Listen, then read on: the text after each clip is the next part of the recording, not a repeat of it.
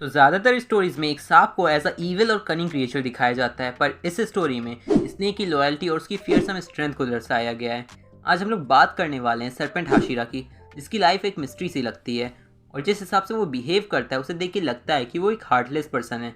और उसके पीछे भी एक बहुत बड़ा रीज़न है, the story of Iguro Obanai, the poison, the love and the mystery. तो शुरू करते हैं मित्सुरी के आशिक की कहानी।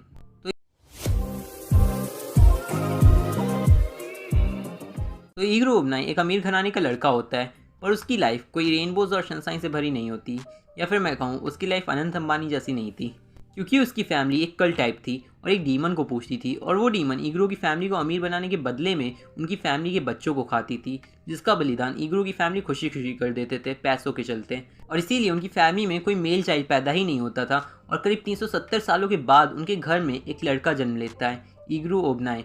और जब उनकी फैमिली ईगरू का बलिदान देने के लिए उस डीमन के पास जाते हैं, तो ईगरू की आंखें देख के वो डीमन उससे ऑब्सेस्ड हो जाती है और वो कहती है कि जब ये थोड़ा बड़ा हो जाएगा तब मैं इसे खाऊंगी। जिसके बाद ईगरू का उस घर में बहुत अच्छे से ख्याल रखा जाता है। उसके सामने तरह तरह के खाने सर्व किए जाते हैं, पर खाना इतना ज़्यादा क्वांटिटी में ईगरू के सामने सर्व किया जाता था कि खाने की स्मेल से ही उसे उल्टी सी आने लगती थी। और जब उसकी मदर और ग्रैंड मदर उसे हंस के खाना सर्व करती थी, तो ईगरू को वो हंसी देख के घिन आती थी, क्योंकि शायद वो उस हंसी के पीछे के सच को देख सकता था। इसके अलावा ईगरू को एक केज में बंद करके रखा जाता था, और जब वो वहाँ पे सोने की कोशिश करता था तब उसे हमेशा ऊपर फ्लोर में किसी के रेंगने की आवाज़ आती थी, जिसकी वजह से वो पूरी पूरी रात डर के मारे जगा रहता था। और जब ईगरू थोड़ा बड़ा होता है तब उसकी फैमिली उसे डीमन के सामने ले जाती है, और ईगरू डीमन को देख के समझ जाता है कि इसी की रेंगने की आवाज़ मुझे हर रात सताती थी। और ईगरू जब डीमन को अपने सामने देखता है तब वो ये भी समझ जाता है कि अब उसकी मौत आ चुकी है, पर डीमन कहती है कि अभी इसे थोड़ा और बड़ा होने दो। जिसके बाद उस डीमन को खुश करने के लिए ईगरू की जल्लाद फैमिली उसका मुंह भी उस डीमन के मुंह के शेप में काट देती है, और ईगरू का ब्लड एक बाउल में रख के डीमन को सर्व करते हैं। जिसके बाद ईगरू डर के अपने केज में जाता है, पर एक हेयर क्लिप चुरा लेता है।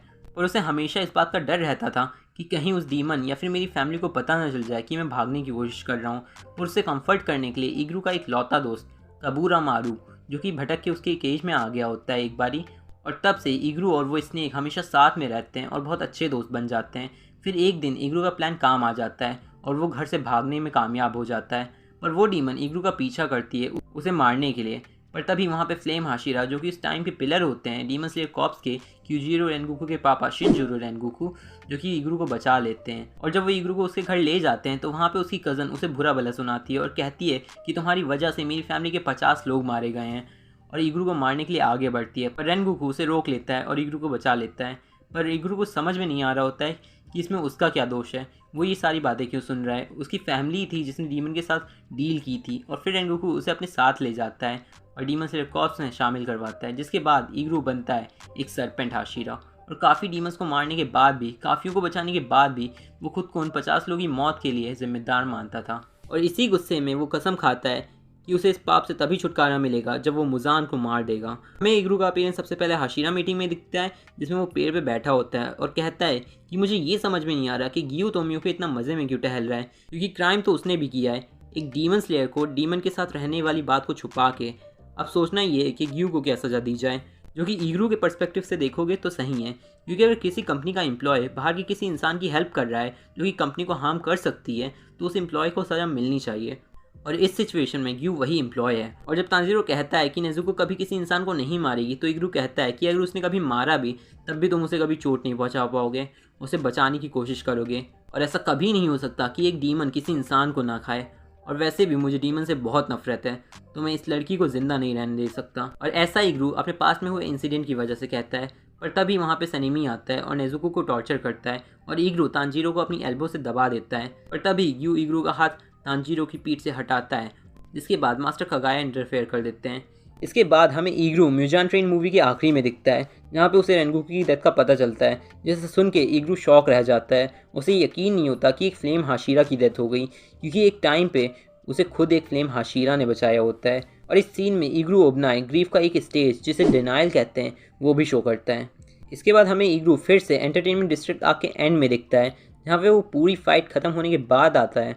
जब उसे पता चलता है कि 3 पत्नियों वाले हाशिरा उजुई तेंगन ने एक अपर मून को मारा है, तो ईगरू उसे अप्रिशिएट करता है, पर फिर कहता है हाँ चलो सही है, तुमने एक अपर मून को मारा, पर वो सबसे लोएस्ट अपर मून था, 12 किजुकी का अपर 6। पर फिर उजुई की वाइफ कहती है कि तुम कहाँ थे जब हम अपर मून से लड़ रहे थे। वो गुस्से में आके ईगरू की तरफ बढ़ती है चिल्लाते हुए, पर तभी कबूरा मारू कर देता है और वो डर जाती है। इसके बाद उजुई कहता है कि वो हशीरा की पोस्ट से रिटायर हो रहा है, तो ईगरू उसकी रिटायरमेंट को मना कर देता है और कहता है कि डीमन स्लेयर कॉर्प्स ने अभी अभी फ्लेम हशीरा को खोया है और नए कैंडिडेट्स बहुत वीक हैं, तो हम एक और हशीरा नहीं खो सकते। पर उजुई तांजीरो, जैंसू और इंसुकी के नाम बता के कहता है कि मुझे लग रहा है कि मुझे कुछ कैंडिडेट्स के नाम पता हैं जिनके अंदर हशीरा लेवल स्किल्स डेवलप की जा सकती हैं। जिसे सुन के ईगरू शॉक हो जाता है कि उन 3 रूकीज़ ने इतना बड़ा डिस्ट्रक्शन कैसे सर्वाइव किया। जिसके बाद ईगरू उबनाई का एनिमे अपीयरेंस खत्म होता है और शुरू होता है मांगा अपीयरेंस, जहाँ पे सारे हशीरास की एक मीटिंग होती है मित्सुरी और म्यूचिरो की डीमन स्लेयर मार्क के आने के बाद, और दोनों से पूछा जाता है कि उन्होंने ये डीमन स्लेयर मार्क कैसे ऑब्टेन किया और बाकी हशीरास ऐसा कैसे कर सकते हैं। जहाँ पे मित्सुरी सामने आती है और बड़ी लेम तरीके से पूरी स्टोरी बताती है कि कैसे उन्होंने डीमन स्लेयर मार्क ऑब्टेन किया। पर अपनी इस हरकत के बाद मित्सुरी बहुत एम्बेरस हो जाती है, जिसे देख के ईगरू भी बहुत एम्बेरस हो जाता है। पर फिर मिचिरो आगे आता है और सही से एक्सप्लेन करता है कि डीमन स्लेयर मार्क कैसे ऑब्टेन कर सकता है कोई भी इंसान। जिसको सुन के लेडी अमाने, जो कि मास्टर कगाया की बेटी होती है और जिसने हशीरा मीटिंग को होस्ट किया होता है, वो सारे हशीरास को जल्द से जल्द मार्क ऑब्टेन करने को कहती है और वहाँ से चली जाती है। जिसके तुरंत बाद ग्यूतोमी को वहाँ से उठ के जाने लगता है और कहता है कि मैं इन सब में नहीं पढ़ूंगा, मैं तुमसे अलग हूँ। जिसको सुन के इग्रू कहता है कि क्या मतलब तुम इन सब चीज़ों में नहीं पढ़ोगे, तुम कभी हशीरा बनने को सीरियस नहीं लेते हो, या फिर तुम्हें केवल अपनी ट्रेनिंग कंटिन्यू करनी है इस हशीरा मीटिंग के बाद। पर तभी सनीमी ग्यू को लड़ने के लिए चैलेंज करता है और मित्सुरी बीच में आके कहती है डोंट फाइट, स्टे काम। और उसी वक्त स्टोन हशीरा अपनी बीट्स को बजा के कहता है कि मेरे पास एक प्लान है। तब हम पहुँचते हैं ट्रेनिंग आर्क में, जहाँ पे सारे हशीरास अपनी ट्रेनिंग और लोअर रैंक डीमन स्लेयर्स को ट्रेन करते हैं मुजान के खिलाफ होने वाली लड़ाई के लिए। जिसमें जब तांजीरो ईगरू उबनाई के पास जाता है तो ईगरू कहता है मैं कब से तुम्हारा इंतज़ार कर रहा था तांजीरो। मित्सुरी ने बताया कि तुम ट्रेनिंग में कितने अच्छे थे, पर ये मत समझना कि मैं मित्सुरी की तरह तुम्हें ईजिली ट्रेन करूँगा। फिर ईगरू अपना ट्रेनिंग मेथड दिखाता है जहाँ काफ़ी डीमन स्लेयर्स बंधे होते हैं। तो तांजीरो पूछता है कि ये किस तरह की सज़ा मिल रही है इन्हें। ईगरू जवाब देता है कमज़ोर होने की सज़ा, कुछ ना सीख पाने की सज़ा, मुझे तंग करने की सज़ा।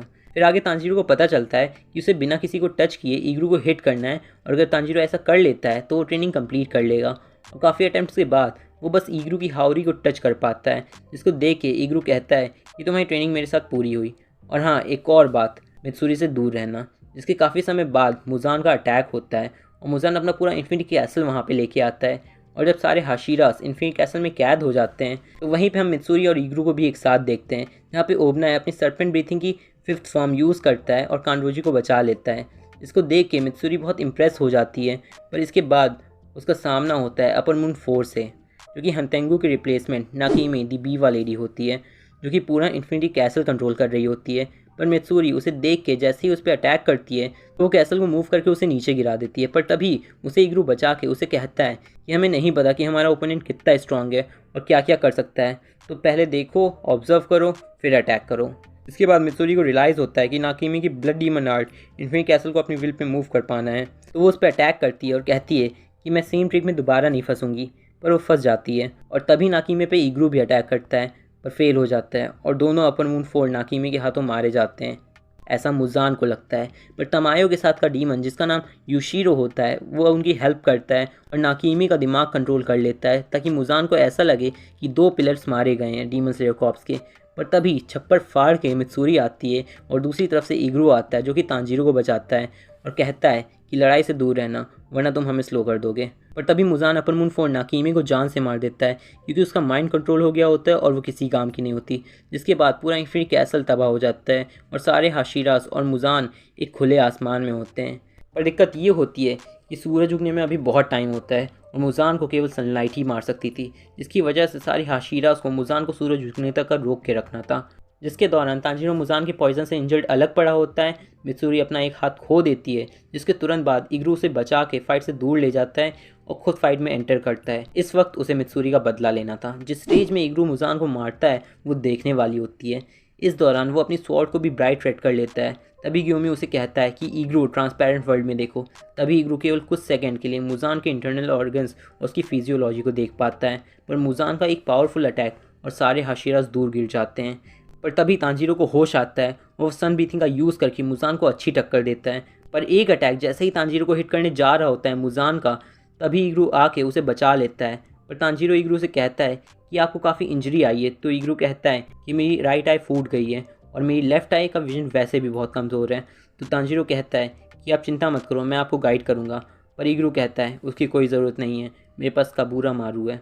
और हमें पता चलता है कि काबूरा मारू जो कि एक सांप है, उसकी बातें ईगरू समझ सकता है और स्नेक उसे मुजान के खिलाफ गाइड कर रहा है, जिसे देख के मुजान को हैरानी होती है। और मुजान कहता है ये लोग इतना ज़्यादा इंजर्ड हैं, मैं तब भी इन्हें नहीं मार पा रहा हूँ, केवल उस पॉइज़न की वजह से जो कि तमायो ने मेरे अंदर इंजेक्ट किया था। तो मुजान खुद को बचाने के लिए वहाँ से भागने लगता है, जिसे रोकने के लिए इनोसुके ज़ेन्सु आगे आते हैं। तभी मित्सुरी भी आगे आती है और मुजान उसका दूसरा हाथ भी काट देता है। पर सूरज उगने ही वाला होता है तो मुजान अपनी बॉडी को बड़ा करके बिल्डिंग के अंदर छुपने की कोशिश करता है। पर तांजीरो, ईगरू और सनेमी उसे रोकने की कोशिश करते हैं, पर वो ईगरू और सनेमी को दूर फेंक देता है। पर तांजीरो ने अपनी तलवार मुजान के अंदर गाड़ दी होती है, तो मुजान तांजीरो को खाने की कोशिश करता है, पर ईगरू बीच में आ जाता है, जिसकी वजह से उसकी आधी बॉडी डैमेज हो जाती है। पर सारे हाशिरास मिलकर मुजान को सूरज के नीचे ले आते हैं और ईगरू आखिरी में fourth form twin snake heads का यूज़ करता है और सारे डीमन स्लेयर कॉर्प्स के एफर्ट से मुजान मारा जाता है।